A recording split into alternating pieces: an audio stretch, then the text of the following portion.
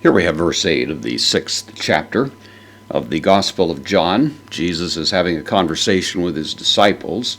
He's just posed the question to one of them, Philip, where are we going to get food to feed all of these people who are coming, this large crowd that is assembling, coming toward Jesus and the disciples as they're there on what John calls the mountain.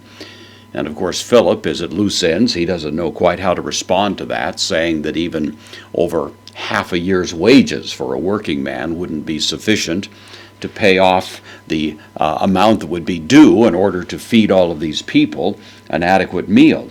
Well, apparently the conversation was being heard by others, and so we, continuing in verse 8, lege, this is from lego, I say, third person singular present, active indicative, lege auto, the pronoun, dative, masculine, singular. He says, to him, eis. This looks like the preposition eis, but actually it's the adjective that means one, so it's pronounced heis, and the rough breather for some reason is not present in the text here, but nevertheless that's the word. So he says to him, heis, one, ek, out of. The preposition takes the genitive tone, the genitive article, masculine plural, matheton, the genitive plural of mathetes, disciples.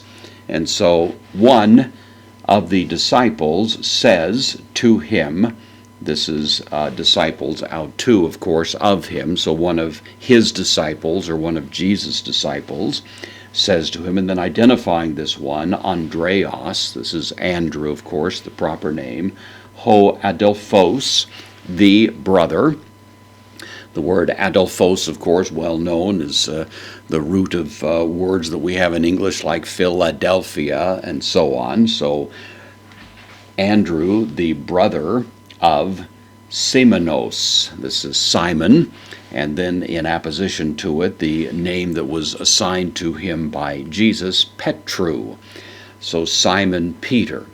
This is stopping the thought mid-sentence here, of course, but nevertheless, someone overheard the conversation and is about to advise, to report that they do have a little bit of food at their disposal, but it's certainly not going to appear to be enough to satisfy the needs of the moment.